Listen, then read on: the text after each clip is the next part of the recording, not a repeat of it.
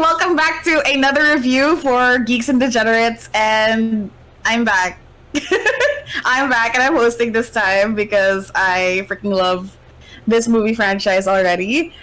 Together with me is Joma and Enzo. So say hi, guys. Hello. Oh my gosh! Not even an audio cue. Hello, everybody. everybody. Oh my gosh! All right. So today we're gonna be reviewing.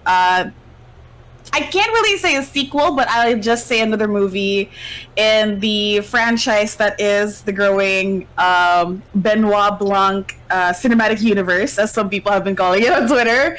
But essentially, we're going to be talking about Glass Onion, and it is the second movie with Benoit Blanc, Daniel Craig, starring Daniel Craig. Craig. Like Craig. Okay, I was like Craig.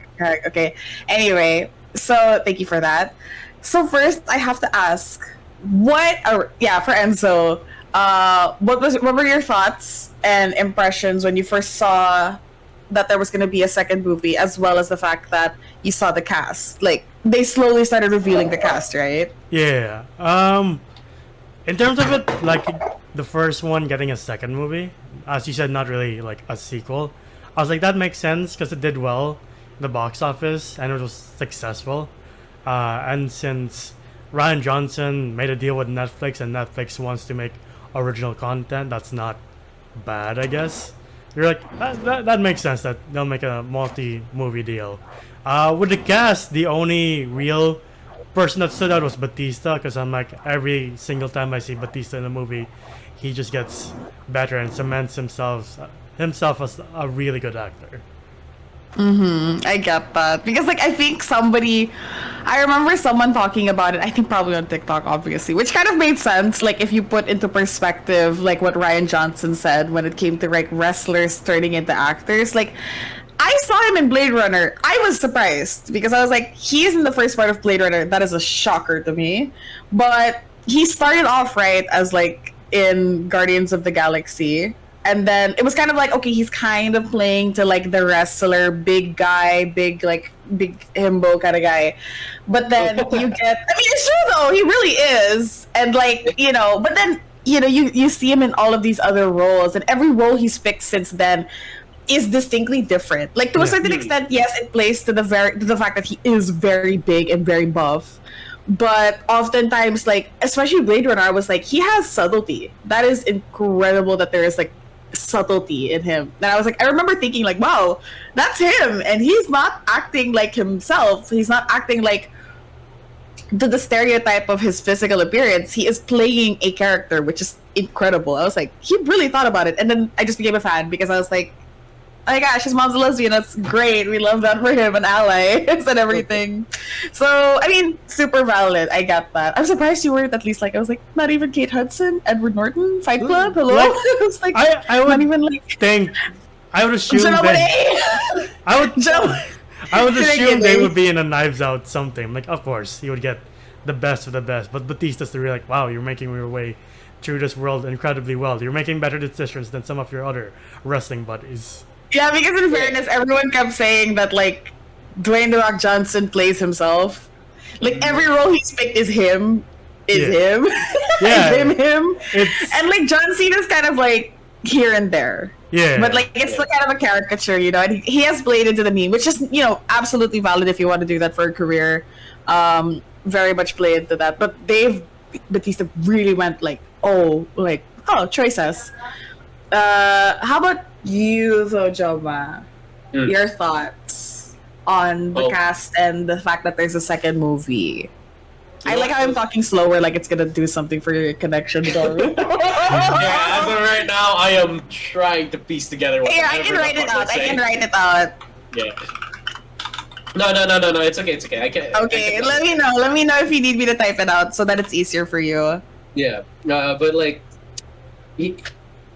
hearing that there was gonna be a sequel to Knives Out, I wasn't a fan of the first Knives Out, and I was like, okay, I'm gonna watch this movie because I got nothing else to watch. I wasn't a fan of it until I was like, wait a minute, The Glass Onion's not that bad. Okay, I'm kind of giving away my kind of score for this, but it was like, It's not that bad. And then when I hear people talking about it, they're like, "Oh, it's not as good as the first one." I was like, "What? I could have sworn the first one was shit." And I was like, so I'm trying to piece it together. So I rewatched the first one a few days ago, actually yesterday. And I was like, when we watched it, I was like, is it because he made that shitty Star Wars movie that I just stuck with? He's a shitty director.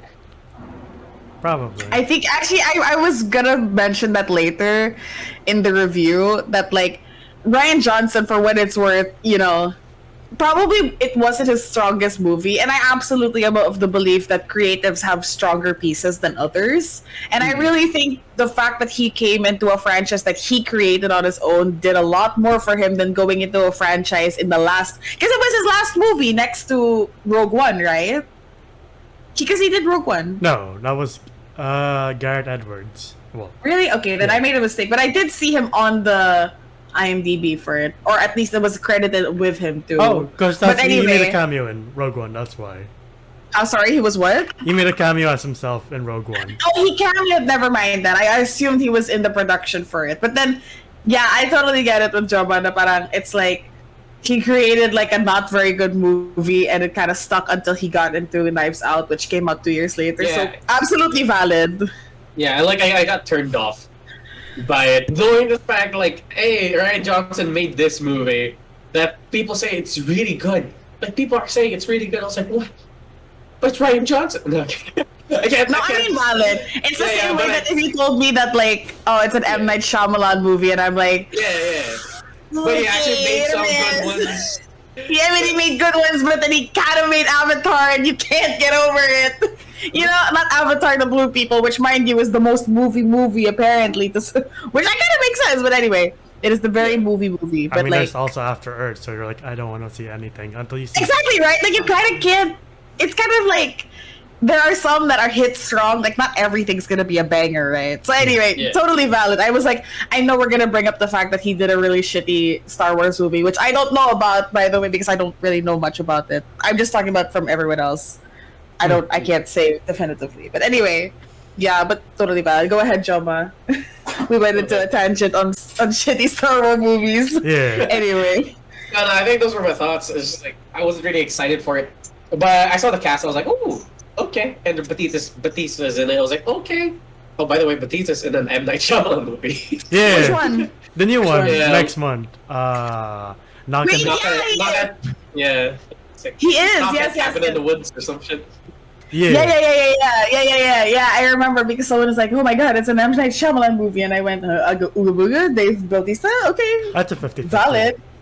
Yeah, it's always that. It's like the biggest roulette, right? So Yeah. for me, I guess I was a big fan, of the Knives Out, and then looking into Glass Onion, which, according to Ryan Johnson, he did not like the fact that people were saying it was a Knives Out sequel or like a follow-up to it. He wanted them to be completely distinct movies, which is why I am hesitant personally to say that in honor of like, one, it's true. There really is no ties to it. Like even when they make references to Benoit Blanc's previous cases, it is never distinctly about. I don't think or there might have been like when they're like, oh, did you remember solving that very specific thing? No, it was a But it totally was- different case. Yeah, it was It's not- different cases, not even referring to the Thromby, because by the way, I watched both movies in the same night because my friends and I had already watched obviously the first movie, but then I watched it again on the same night because I was like, guys, you have to see the first one because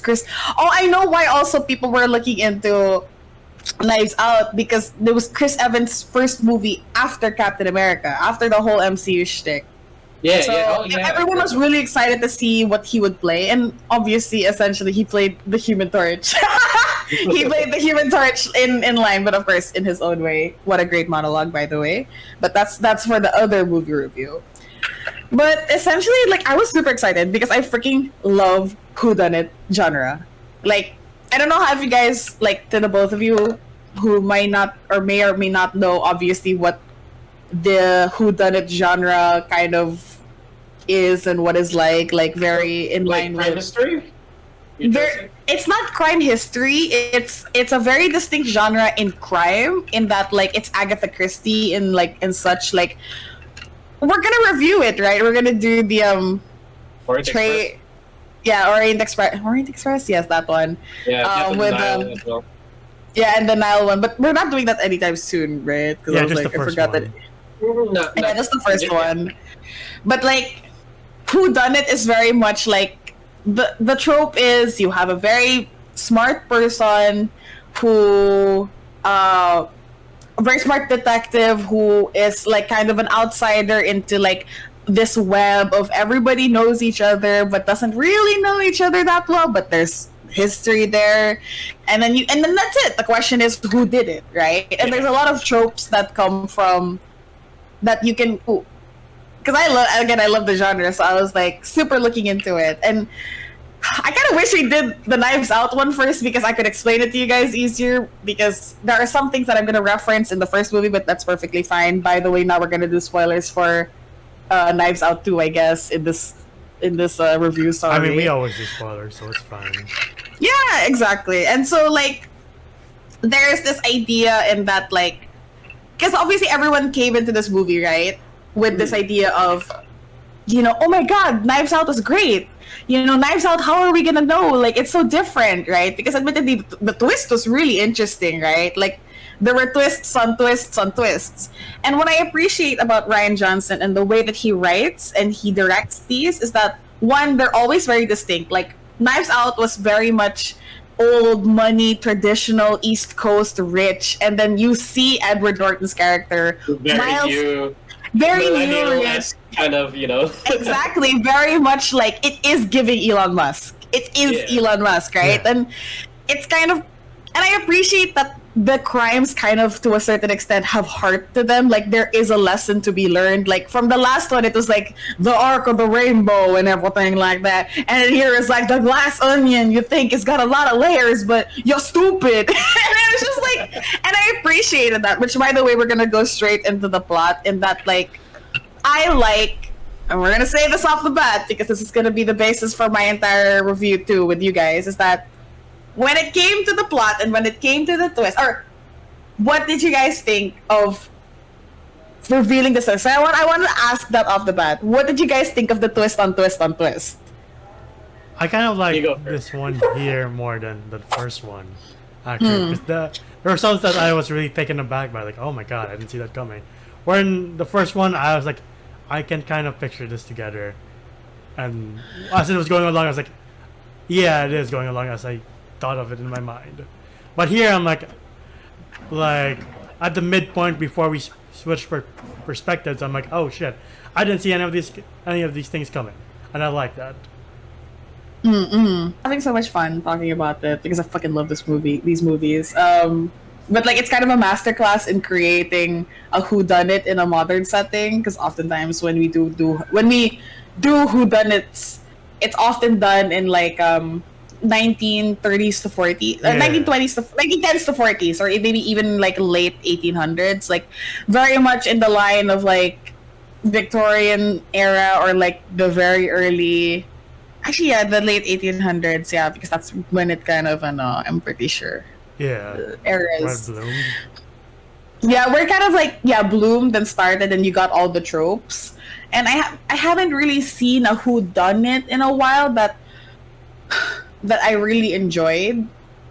At least, like, even when watching Orient Express, which I'm pretty sure came out first, I thought I liked it, and I did appreciate like the aesthetics. I appreciate Daisy Ridley for it and everything. Like, I don't know. I guess this one had a lot of heart, and I appreciated that. Like I don't know about you, but I felt myself getting connected to these people, but also because the actors I already love, like Kate Hudson and all the Kate Hudson and Dave Bautista and Janelle Monáe, like big ticket actors. Catherine Hahn, oh my god, and then like what's his name?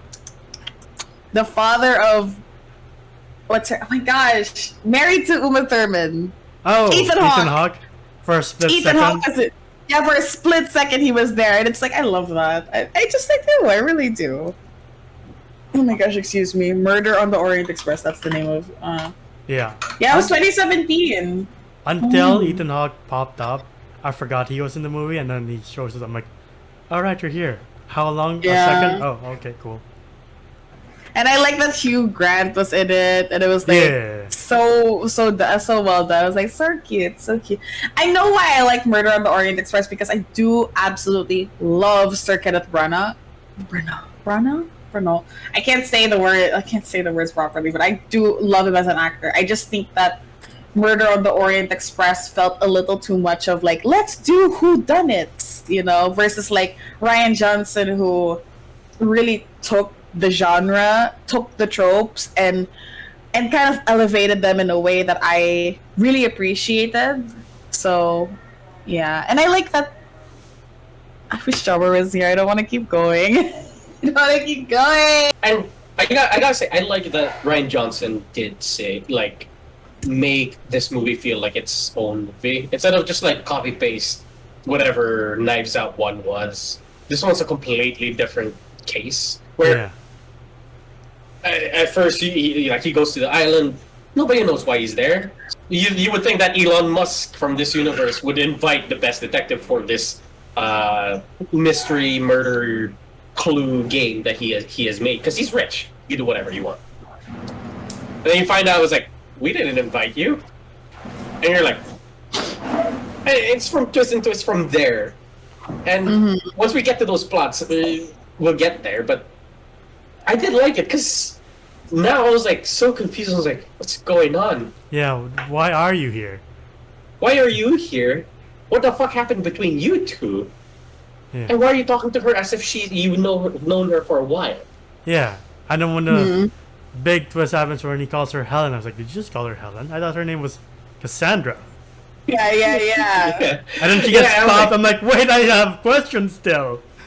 Yeah, and then they do reveal it, and they do give us like a whole flashback. Yeah. But I was like, I like that. Like, they give us what we need to know in like pretty much the end of the movie. So I'm like, cool. So that's sick. And I appreciate that, something that I noticed, right? So the acts are very distinct. So we go as far as like there was a murder. We go as far as, or not a murder, but we understand that first we're, as the audience, right? Like, we're introduced in the idea of the whodunit is that somebody is murdered, and then everyone has to figure out who done it, right? And that's why the detective is there. But I like this idea that we set it up, and because this is in reference now to Knives Out, in that, like, in Knives Out, right? It's kind of the introduction to the whodunits, to the tropes of it, of like, we know that someone incredibly rich with an inheritance is killed, because that is literally most whodunits. That when they first start is the who murdered the person to get the inheritance. Yep. So the fact that in this second movie we don't even start with the murder, we start with the premise that someone is gonna get murdered, and we know that it is very. What is his name? Because I don't want to keep saying Elon Musk. It's Miles, right? Yeah. Miles, yeah. Miles something. Yeah. So like Miles, I keep thinking Miles, like what's his name? Like Did you from like notice? Sonic, huh? Did you notice when he was saying things in an odd way, or like making up words, or using him in the wrong context? Because my mom did. Yeah, Actually, I did too. But she pretty much ruined and predicted what the end was while I was watching. Wow. I was like, what the fuck? Oh man. Yeah, when he's speaking verbal diarrhea, it's like, something's very off. Right? Something's very, very off. It sounds very familiar. That will lead into my theme later. But I like this idea that like we start off with the person who we believe is going to get murdered, but then it turns out that he doesn't get murdered because Dave Bautista's character gets murdered. And then we get into this whole thing of like, holy shit, now someone else now someone really wants to kill so and so, Miles, right? Yeah. And so we get into that whole shebang, and we're like, oh my god, what are we gonna, like, oh my god, what's going on? And then we have the whole thing where it's like, why are you talking to who is supposed to be Cassandra, very familiar, and then she gets shot. And everyone's like, holy shit! And then we go into the flashback, and you have that knowledge in your head. I don't know about you guys, but I was like, oh my god, like, I am so in love with Janelle Monáe's character, Helen. Yeah. And then I have to when we go back to the main thing, we will always know that she got shot and is dead. Yeah. So yeah, like there's this whole buildup of like, oh, this is the twin sister of the person who actually got murdered before she got to the island, and we're like, what? And then, oh, She gets murdered too. yeah. And it was like, oh, what? She was fake this whole time, and then she forms a bond with Blanc, and they go through all of this shit just to prep her for them to like squeeze the confession out of the murderer. Yeah. Yeah. And yeah, no, if I was like, I like her. Yeah, Like, it sucks right? that she dies. Knowing that she dies, and we find out the twist is that she doesn't really die. She got like The Andy's note. What was it? Cassandra's Yeah, the notebook. notebook. The Yeah. note, yeah, the diary. The diary saved her. And it was like, wow, so cute. And I get that. Because I was like, Yeah. oh my god, I have to go through this whole movie knowing that I love her now and she's dead. And then I think the worst part, I don't know about you guys, and sorry, Enzo, we'll get to your annoying a bit. But like knowing that Benoit multiple times says, I can't protect you. Like, I can't protect you. Like, it's gonna be dangerous. And she's like, no, I gotta do this for my sister. And it's like, ah! And then you know she's dead, and you're like, ah! Like all of my friends and I, when we were watching, every time he would say like, I believe in you, and like he was like, yeah, you should go. It's dangerous though, and we were all like, ah. So yeah, but what about you, Enzo? Jomer's gonna hate this analogy, but you know how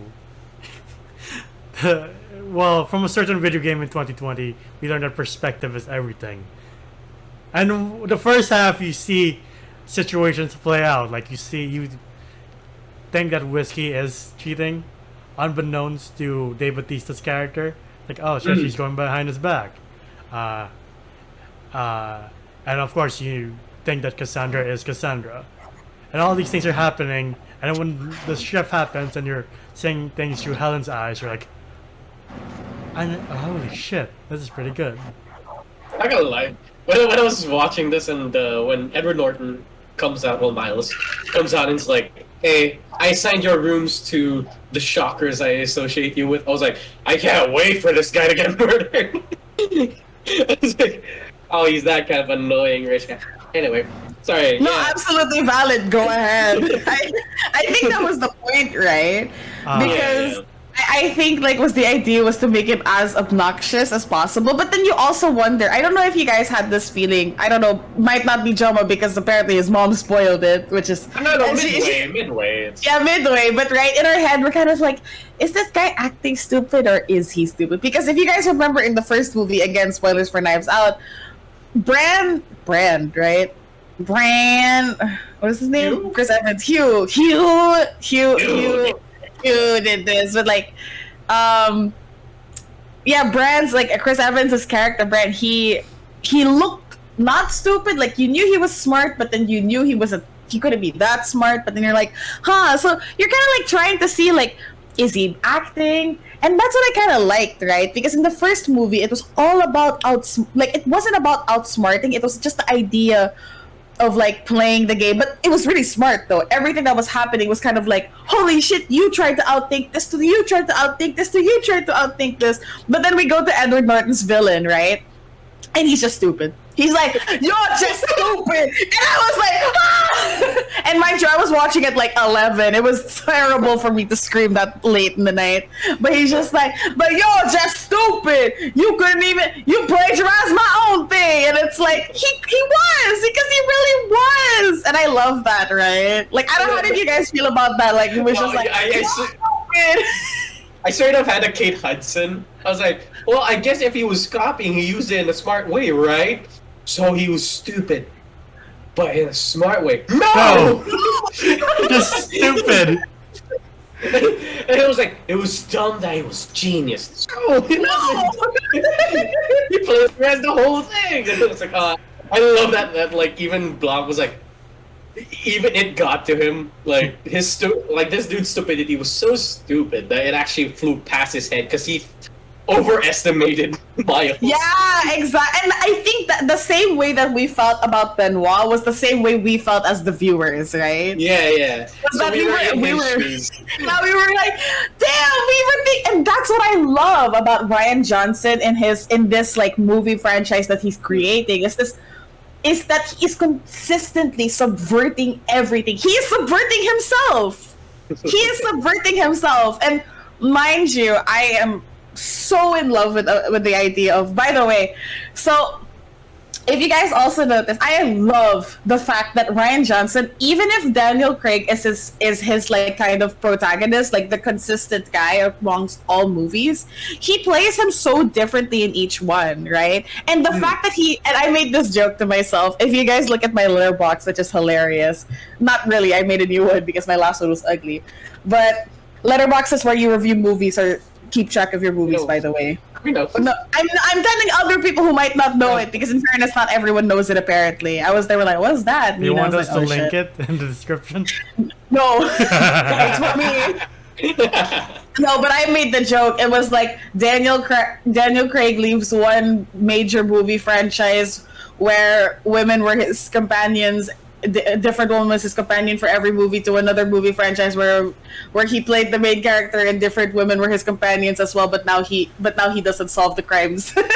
we kind of like Blanc is gay, right?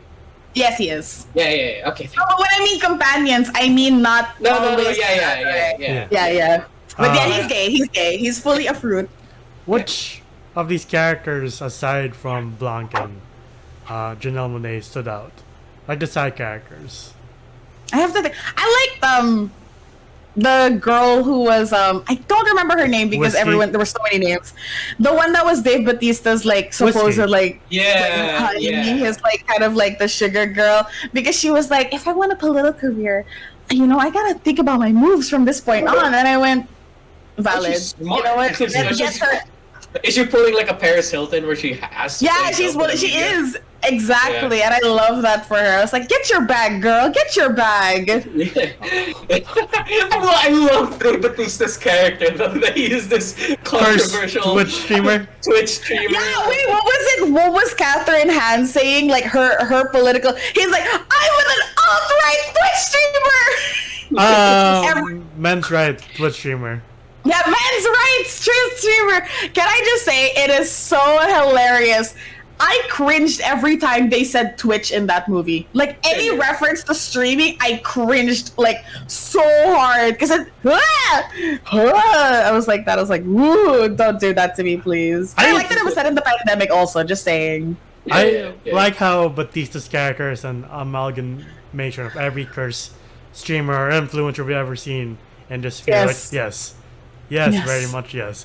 Yes. The rest are also He sells boner pillows to like Underage Yeah, it was kids. like I was like, boner horse pills. That was the thing they said. Horse pills. I was like, oh god! Which might also be a reference to the medicine that people were taking because they were like, if you have COVID, take this very specific, very dangerous horse medicine. Yeah. And everyone's like, it wasn't dangerous. It wasn't dangerous. It was just horse pills. But I was like, like, okay. I'd rather not be dewormed. Everyone else was also a caricature of like Catherine Han was a politician we've all seen in real life. yeah. Kate Hudson was like, oh, we've known this person. Yeah, it's like a very problematic, like Kardashian style model, Yeah. right? With a stressed out like Well, no, yeah, assistant. by the way, I've seen that assistant. Do you Jessica guys know where she's Henwick? from? Yeah, I know Yeah. Jessica Henwick. Where's she from? Matrix. Matrix, Matrix? Game of Thrones, a lot of things. Iron Fist. I bet right now Jessica I know Henwick. Iron Fist. But what? She was in Game of Thrones. Okay, keep going, please. I bet Jessica Henwick's like, thank God I'm in a good movie. It's been a while. Yeah, it's just since she was like in Matrix Revolution or something like that. Yeah, the newest one. Yeah. And she was like, oh, thank God, finally a break. I was like, yeah, you're good. Sadly, she had a little part here, but it's It's still I way would better. say it was very impactful, though. For as small as she got, she was impactful. Please Yeah, stop same with tweeting. the... Huh? Please stop tweeting. But you know, my favorite one is like, please don't tell me that you thought sweatshops where they made sweatpants. So good. What a great delivery. And she's English. I had no idea. Yeah. I was like, she is full American, right? No. I was like, oh, Game of Thrones. That shit was so funny. That line from Blanc, I hope everyone that's their big takeaway of confusing people speaking without thought. Sorry, you know how dangerous it is to mistake speaking without thought with speaking the truth. Yeah. Yeah, true. Yeah, and I was like, yes! Yes. It flies over All Kate you people- Hudson's head. All you people who say you can't handle the truth, fuck you, you're just dumb. It It has just no social cues. it just flies over Kate Hudson's head, which I love. Oh, so you think I'm dangerous? I was like, I think my favorite part though is that like I appreciate that for Benoit as a character that is being built in this kind of franchise style thing is that he genuinely has more heart and more kind of empathy for things, because often we see with these kinds of detectives, whether it be like Sherlock in any iteration of it, or like Hercule Poirot, which is from Poirot, yeah, Murder, from yeah, Orient. Poirot from Orient Express and all the other Agatha Christie movies, like or sorry, not movies, books, but also movies. You know, any iteration of these detectives is that he distinctly has more heart because he is very empathetic to the people that he is with, right? And he always seems to be one for the little man, right, in these movies, which I appreciate. Like his with Ana de Armas, you know, he was kind of like, I may have known you were the criminal, but I knew you had too much of a good heart to, you know. It was interesting too that in the last movie he was an authoritative figure, but now in this movie he was the guy that kind of didn't know shit at times. He was the one being.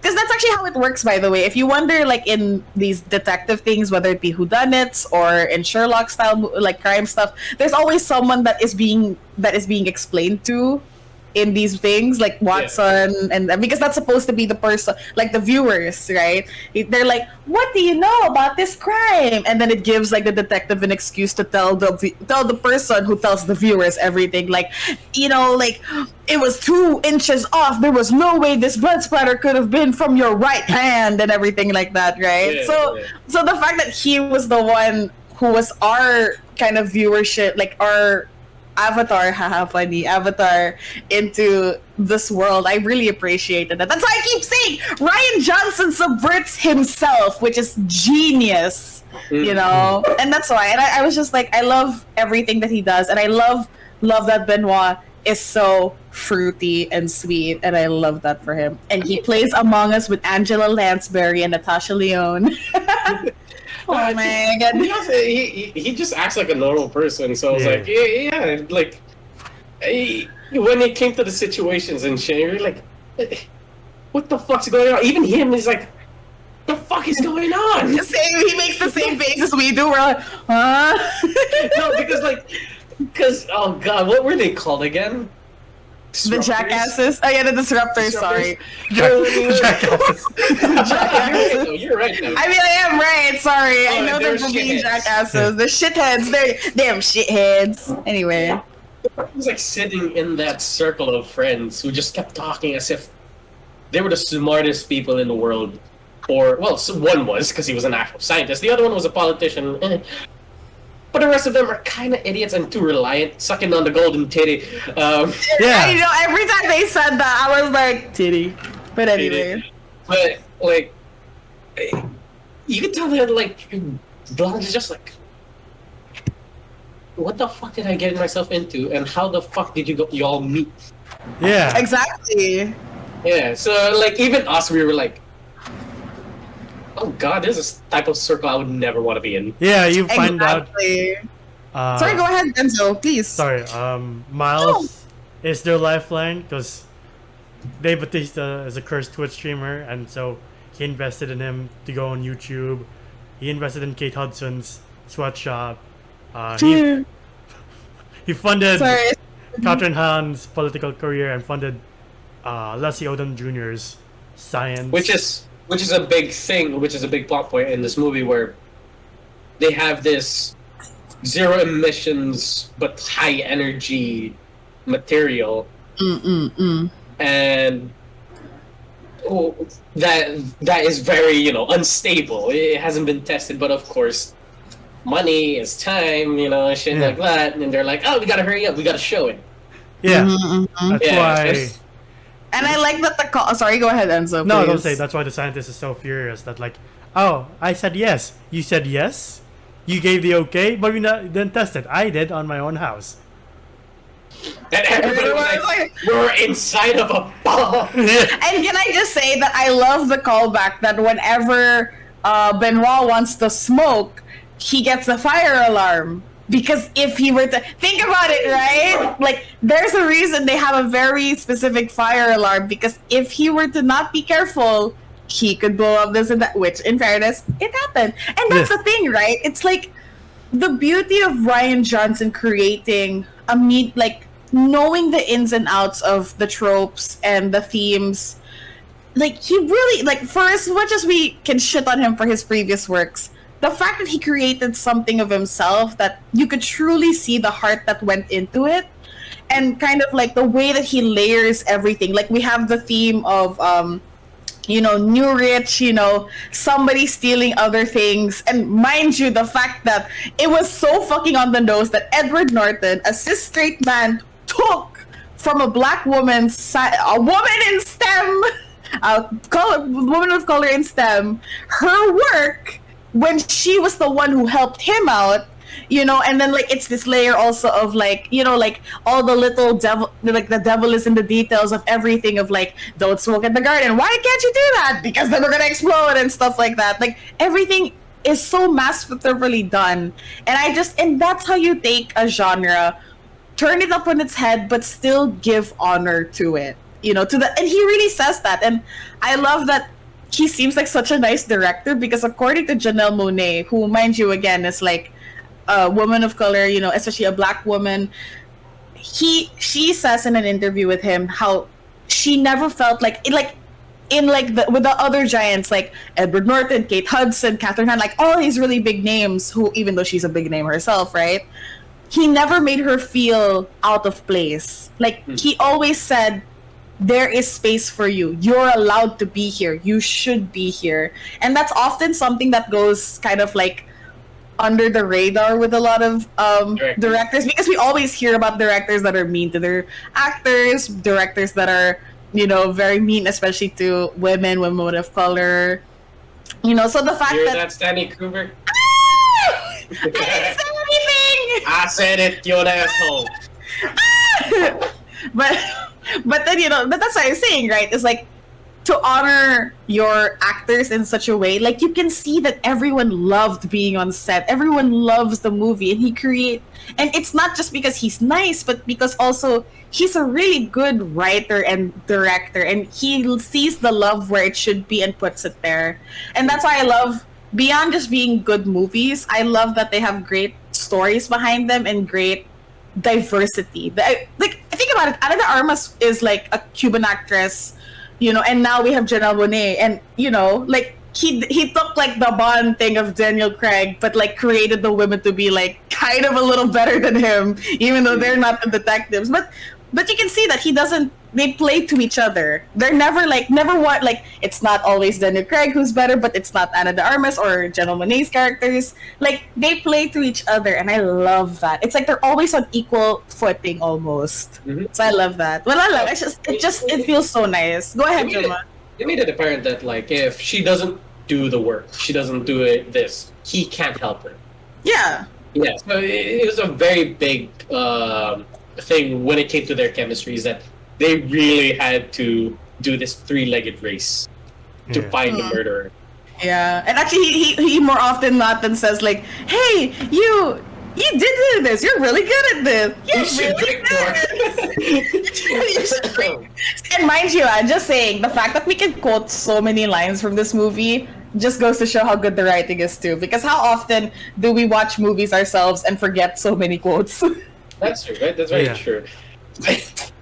But yeah, this review is very scattered around, but I feel like we're giving the points that we want to like Yeah. give out. 'Cause this is a legit good movie. Also, at the beginning of the movie, when they were wearing their mask and shit, Kevin Smith once said, like, at a point in movie history, we have to address our, the COVID situation. And I like how the movie addresses that. You're like, of course, it makes sense. And did Ethan Hawke dirty? I hope they bring Ethan Hawke for something else because he deserves to have something of his own. I mean, they got so many. In the video call that Benoit was in when he was playing Among Us, like I was like, those are all big actors. Wait, like truly like legendary, right? I was like, hello, and then they did nothing again. And also speaking of nothing again, that guy that everyone was like, he's not relevant. Don't worry, he's going through a lot of things. He really did not end up doing anything. Remember the stoner guy? Yeah, I don't know what was that about. No, I think that's what you call a red herring, by the way. Yeah, no, there's a lot of red herrings because I feel like Ryan Johnson did it on purpose where he put Ethan Hawke and he's like the shady guy who's like in charge of transport. I was like, oh, he could be the murderer. You never see him again. And I love that. I love that for him. And they always do it in a fun way. And speaking, by the way, circling back to what Enzo said about like facing the pandemic, I also like that if you guys watch, I think it's Harper's Bazaar who does these videos, the one where they get the director to talk about a scene. He actually talks about like how, again, devil is in the fucking details with this man. Incredible. In that, like, he said he was writing it in 2020 when it first started.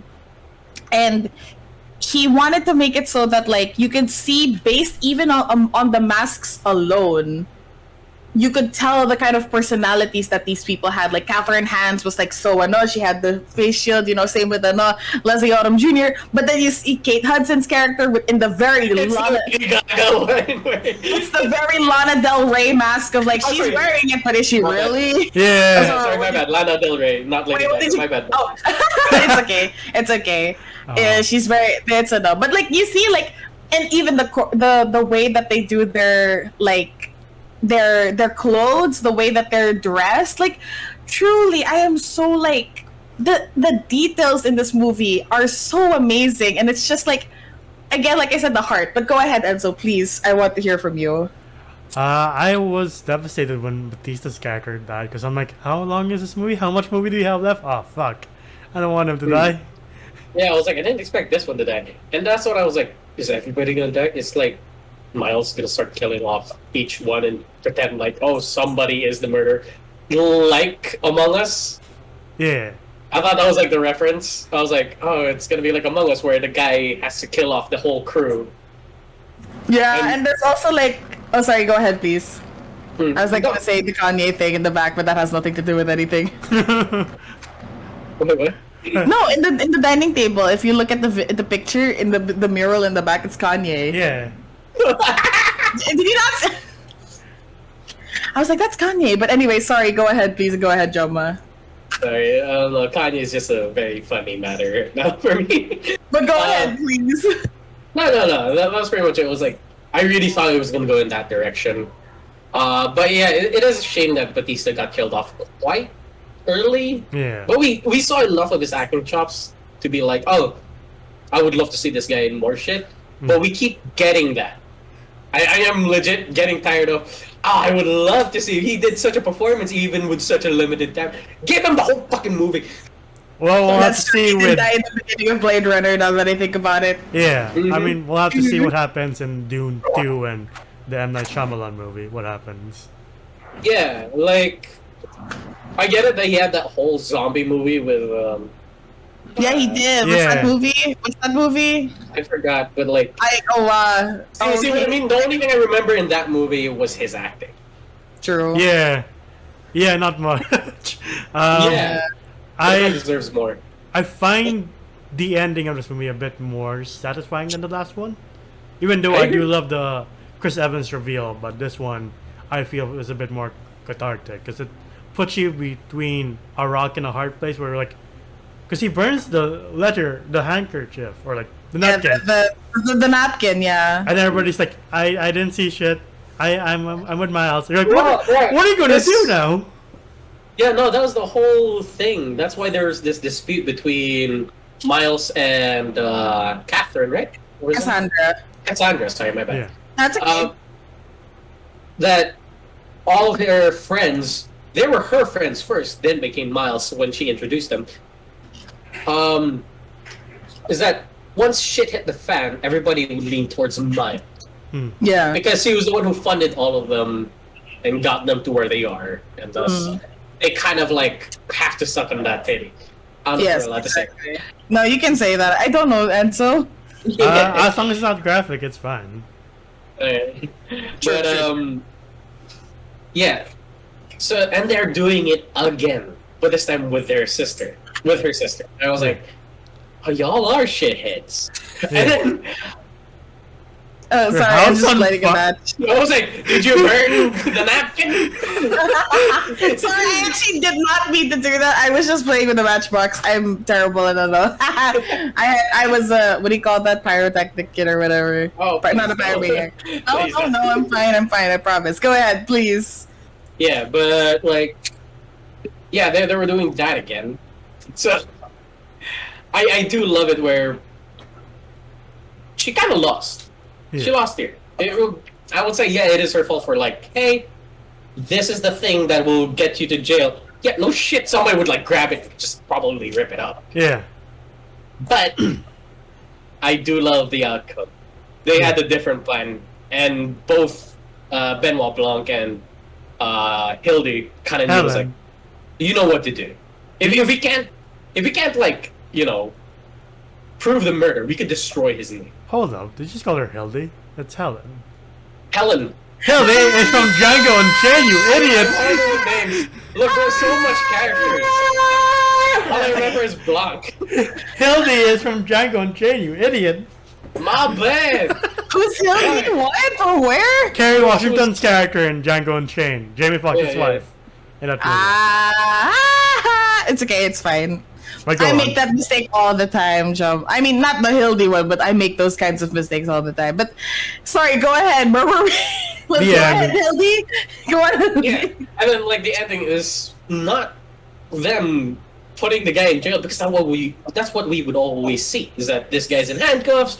He go probably take the jail. I mean, what does the Scooby Kid say? I would have gotten away with it too if it weren't for you, meddling kids. Kind of like that, right? But it wasn't that. They were just destroy his reputation. That's Yeah. all we gotta do. But in fairness, if you think about it, like taking away the one thing that gave him power, which was his money, that was kind of also like that. But yeah, you're right. Also, he did get arrested. Saj. Also, sorry to the Mona Lisa in that universe, I guess. Yeah. That's true. I love it that they did have a reason why he has it. It's not like a big bad guy has very expensive painting that shouldn't be his. He explained, oh, France was kind of losing money, and I was like, alright, here's an investment. And it meant something to him. John, Yeah. Do you like that Helen has her Heisenberg moment? Yeah! I was like, this is not man. I love that. I loved honestly at this point, like I think we have sufficiently talked about everything regarding like how we felt about the movie. Was there anything that regarding the details that we might be missing or something that we want to talk about before I wrap this up? I love how Miles still thinks he won, and then Helen's like, the most famous thing in the world has burned down with the chemical or the thing that you approved of. That everybody says is dangerous. You shouldn't do that. You're done. Your reputation's No. over. I will say, like, I love the scene where Helen was like finally raging against the machine, and then Kate Hudson's character's like, "Yeah, you go, Queen," or some shit like that. I was like, "No, this ain't about you. You shut the hell up."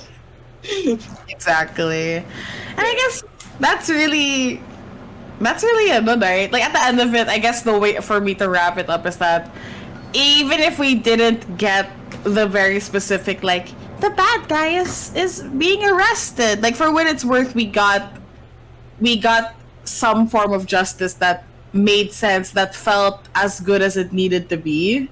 like it was kind of bittersweet that yes, he wasn't arrested and people don't know him for the fact that he murdered her sister, which he will forever get away with probably. But at the very least, having taken away his power, which is his money, you know, and his reputation, like, all right, let's see. So yeah, I think that's a good way to end it. A very hilariously disconnecty, robotic, and fun scattered review. Because I'm sorry, every time I end up hosting, it's just us like talking about the fun stuff we liked or the things we didn't like as it comes up. That's fine. Yeah. It's a change in formula. It's never structured. Be like, okay, this is how the movie began, and just branches off. Yeah, exactly. Because like the thing is that like how I like to view movies beyond just like what happened in this part to this part to this part. You know, I kind of like talking about what it meant in the greater scheme of things. And I literally wrote notes, like a very short, like 1/4 of a paper note, thinking that I would follow it. This time I didn't. I was taking notes at the start of 2021. But honestly, like I just had fun. I just like talking about this with you guys and seeing where your opinions lie with it. But I think speaking on opinions, let's talk about now your guys' ratings so that we can end it and let everybody go. Holding them hostage. Drummer? Oh, you know what? I gotta say, I did rewatch Knives Out, the first one, after watching this, so I really had to do a comparison. I know I'm not supposed to do that, but I did. And I gotta say, I enjoyed Glass Onion a little bit more. It was way more fun, and it was such a different kind of experience to the whodunit genre. And by the way, to all the Gundam fans out there, yes, I saw the logo of Alpha. If you know what I mean, you know what I mean. But yeah, it was a very fun experience, and I love the outcome of like, yeah, what would happen if we just overestimated this idiot? Wait, can I also just say, this being in 2020, right before, speaking on the idiot thing, the fact that he predicted what happened with Elon Musk with Twitter and what happened with Kanye before everything went down, I went, holy shit! Like, and mind you, I think people were already aware that Elon Musk was kind of a iffy guy, but he was kind of still okay in 2020 for some people. But now that we saw what happened with Twitter, I'm like, this man fully predicted everything as he was writing it. And mind you, that's really good. It's like Simpsons wise, it's like, they're so good at reading into things that they kind of predict the future. So I think, especially with Kanye, or like, especially with Kanye, I was like, oh my god. I mean, Kanye has already been unhinged for a couple of years. Yeah. But anyway, sorry for hijacking you, Joba. It's all good. It's all good. But yeah, as I said, it is a breath of fresh air when it came to this kind of genre, and I love it. And yeah, Agatha Christie has a certain type from Poirot to Benoit Blanc. I'm like, we get you. You like that kind of guy. And I'm not gonna lie, I do like those kind of characters as well. Everybody here did great, especially if they had to play the himbo and the bimbo. It's just fun. Again, it's just fun. Knowing the fact that the whole monologue that Daniel Craig gives of like, why did this go over my head? I feel so stupid that I overthink it. Sometimes truly the solutions to things are the most simplest answers. Which made the character of Benoit Blanc so relatable. Because he was us! Thinking that he was smart! Ah! Yeah, man, I love Rian Johnson. And I gotta say, Rian Johnson, I'm so sorry I hated you because you made that horrible Star Wars movie and kind of glossed over the Knives Out movie, which was also a pretty good movie. I would like to apologize. I would give this movie a solid, like, 8.5 out of 10. It is a fun fucking movie, and I gotta say, if you want a good, murder mystery, this is the movie. Okay. And I feel like there's gonna be a good trilogy. If he goes in this direction of, like, making every movie just different, it's gonna be a good trilogy, like the Knives Out trilogy. Well, we'll see. Because, like, actually what's interesting was, according to Daniel Craig, he was like, I can do as many of these. I fucking love it. And I said, damn, I would love it if it's an anthology, not really an anthology, but, like... Anthology is, I think, the correct term. Yeah. Like, okay. But it's the same universe. Yeah. So, like, I would love to see that. Where Yeah. they don't even mention whatever the fuck happened there. It's just him going through every other different case. Yeah, I just hope that if they did go that direction, like Jomar says, Joma says that at the very least, when they do it, like they don't burn themselves out trying to do it all the time and only having Ryan Johnson and Daniel Craig do these. Like, but I would like that they spaced it out because it's like if it's gonna be an anthology and they want to do it as long as they can, let them do it at their pace because at the very least, it's better that they don't get burnt out so we always get good things to come Yeah. out, right? Like it's easier because to write for books, obviously, versus like creating a whole production every time. But I think Ryan Johnson, having loved the whodunit genre and the mystery genre, I think I can see that he can go for a little bit. But of course, he wants to do other stuff that's valid because seeing what like 10 years of Iron Man and Chris Evans as Captain America does to someone, it kind of feels a bit bad, right? Every so often. I'm not gonna lie, I would love to see. Robert Downey Jr. Robert Downey Oh my Jr. god! No. I want to see him. Sorry, go ahead. I would love to see Ryan Johnson touch on Poirot's journey. Like him doing another version of like a genuinely Agatha Christie movie, like not his own. Maybe we'll see. I mean, because Benoit is his version of Poirot. They literally have the same French name. They're literally the same French ass name. But alright. Anyway, go. Yes, Enzo. Oh my That's god, fine. go ahead, please. I'll also give this an 8 out of 10. I do like how the story panned out, and I love the cast. The two standouts being Janelle Monáe and Batista for me, and I like this. Yeah, I like this better than the first one. That's why I give this an 8. I do see myself rewatching this over and over again, and going back to it. So yeah, 8 out of 10. Drummer disappeared for some reason. Yeah. I hit my wire. That's my camera wire. My bad. That's okay. That's all right. That's okay. That's all right. Anyway, but like for me, I think the Knives Out and the Glass Onion movies. Well, actually, no. Sorry. Why did I say Knives Out? Like, just supposed to say Glass Onion. But like, I think this one for me is a 9.5 out of 10 personally. Or actually, no, I can say 10. I was thinking 10 in my head. I'm not gonna be fucking humble about this shit. Go ahead. Wow. Okay, hear me out, right? Because I truly do believe that if I were to look at it from like a holistic sense of somebody who likes movies, who loves reading into movies and being overly analytical about this shit and media, I do think that pacing wise, I did not have an issue. Story wise, I did not have an issue. I loved all the details. I loved the visuals. The visuals were great. I love the story, the characters, which are so important to me. The journeys that everyone took. Like, even if it doesn't seem all that deep to some people, because like it isn't your typical like we follow one character and they become better. Because admittedly, like Benoit stays the same throughout all of it. I think that the way that it feels more like a genre thing than it is a character thing, which is what I appreciate. And because when I look at like my other 10 out of 10 movies, right? Like you look at my Everything Everywhere All at Once, it's very much a character journey versus this being a genre journey. And I love that. And of course, that's probably because I'm biased to the fact that I love the whodunit genre. So, Yeah. but for me, it's like, I love that he took that and like Ryan Johnson took that, elevated it, but still kept the roots of what created that genre in the first place. And to me, that's just it. Like, I am so appreciative of someone that clearly loves the thing that he's basing it off of, inspired by, and then making it his own. Because that's hard to find nowadays, right? So, I really, really appreciate that. And I hope, God bless, that he doesn't become like an M. Night Shyamalan and that he becomes hit or miss.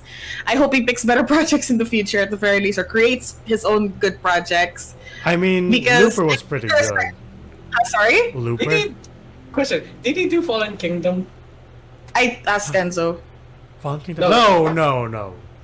Okay, just making sure. I'm sorry. I was like, I don't know these movies all of a sudden. I'm sorry. It was Jurassic World. Ah! Okay, understood. I was like, Fallen Kingdom. Oh, that one, Fallen Kingdom. I was like, is that a... I know that a book about it, but... not a book about it. I know a book that's that name. But regardless, at the end of it, I think that I love that he took the genre, and I think it's so. It's not perfect but I think it means so much to me. Like I genuinely, after watching Glass Onion and that, it made me want to watch Knives Out. And now I'm like, if I had the posters in my room, I would not mind that. Like, I would love to have those posters in my room. Because it just means so much to me. So yeah, it is my 10. I have a question for you too, since we know. No. Okay, Dina, I have a question for you. Joe,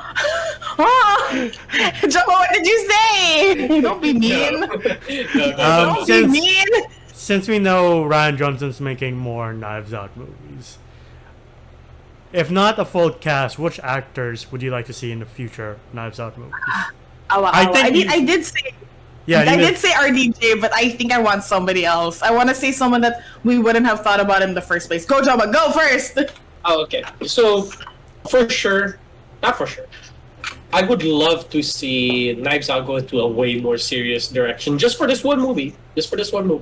Where it really kicks you in the teeth. I would love to see that, but with Javier Bardem as the not just Skyfall. The rematch of the century. I just heard myself. God. A rematch? Why not, Jomar? No. I'm gonna stick with it. Like, if you're gonna get a really good villain, get Javier Bardem. Yeah. I mean, you're right, but also you're wrong. I mean, I hate you. Get out, Joma. I mean, leave. This is Daniel Craig's and Batista's second collaboration, so why not? Under Javier Bardem and Craig collaboration. Hey, he was Inspector. I forgot about that. I would forget about Spectre. Since directors can pull really good performances, depending on the director, and I like seeing people not stuck in being typecast, I would like to see Sylvester Stallone or The Rock. You know what? That's valid. I see that. Huy, pili kayo sa. Just pick one. You asked us for one. I'm already picking only one. Unless fine. I get two. I would like to see Sylvester Stallone in a Knives Out movie. Oh, that's valid. I see that. Yeah. If he's willing to act again, I would love to see that. Because I like that Ryan Johnson takes even the typecasts of his people and like subverts them too. He's the subverting master. Yeah. I think I might be a little indulgent in saying, because I'm such a huge fan of this man, I would love to see Pedro Pascal in this. Because I do not know what he is going to do. Because him in like the Kingsman 2 movie, him in like Mandalorian, him in Last of Us, him in like every character he's done is so not every, but like majority of the characters he's picked are so distinct, and yet somehow he is so good at creating them. Like Oberyn, and then to become the Mandalorian, I'm like, how? And so I want to see what he decide. Like Ryan gives him if he was to be in it. Yeah. By the time this episode drops, we would have seen his performance in The Last of Us, so I'm curious to see it. 17th, right? 17. 16 Yes, it says sir. on HBO, but What, whatever. 16th? Yeah. Ah, okay. Yeah. Ah, he's so hot. Sorry, and he's just hot. I've had a crush on him for the longest time. I ain't disagreeing. Hey, that's what happens when you're in Geeks and Degenerates. Your degenerate side comes in. True. But like, yeah, I would love to see what he decides for him. Because he can't be typecasted is the thing. You can't really typecast Pedro Pascal. So I want to see what he gets for him if he decides something new, you know? So yeah. So I think that is it. I forgot that it's not Enzo taking it away. It's supposed to be me. I was waiting for Enzo to ask about it, but I was like, I'm supposed to ask about it. But anyway, so I think that's that for Geeks and Degenerates. Can I ask, Enzo, give us your socials. Go! I'm on Twitter at Gandalfus1995 on Twitter. No. She's asking for the socials of Geeks and Degenerates. Oh, No, and also his own, but you can also give the I was gonna ask him to do the Geeks and Degenerates at the end of it, after we're done with our personal ones. Cut that part out. No, that just threw me off. Just I'm kidding. like, right, but that's fine. No. Asking personal socials. Sorry, let me just say that I wasn't clear. My bad. Personal socials. Correct, Enzo. You're right. Joma, your turn. Your personal socials. There you go. Should I say it like You can that? cut that part out. That's right. It's fine. You can find me at JomGOM_ on Instagram. It is my art account. All right, and you can find me on Twitter at Naina, Instagram at Naina. Please don't look for my letterbox. It's absolutely stupid as fuck. It's really stupid as fuck. But Enzo, please take it away with our G&D socials because you're really good at that. All under the same name of Geeks and Degenerates. You can find us at Facebook, TikTok, and Spotify. Spotify to hear us on the go, TikTok to see our best and funniest moments, Facebook to see us react to trailers, stream video games, and about our lives from time to time. All right, thank you so much for that because I could not do that as well as you do at this point. So thank you guys, everyone. Sorry, excuse me. So much for listening to our absolutely cracked as fuck, stupid, fun, hilarities of G&D whenever I'm on and hosting. So thank you so much for listening to this amazing mess. Please take care, stay safe, don't get sick, guys. Everyone's still getting sick for some reason. And take care. Thank you so much, guys. This is G&D signing off. Bye. Yeah. Bye. Hearing that there was gonna be a sequel to Knives Out, I wasn't a fan of the first Knives Out, and I was like, okay, I'm gonna watch this movie because I got nothing else to watch. And mom, Mom. Mom, Ay, putita. we're putting this in the blooper reel. I know, shut up, please. It's okay, Mom. Me with my mom when she comes in and I'm like, Mom, meeting. I'm even 24-year-old still living with his mom. That's okay. Why? That's We're fine. Filipinos. It doesn't Yeah. matter. We take Yeah, care of yeah, our yeah. parents. There's no shame in that. Yeah. Nah, Why? You don't like your mom, Joma? oh, You don't wow, remember? wow. What's all Yeah, these assumptions? No, I'm kidding. Go ahead. Sorry. Yeah.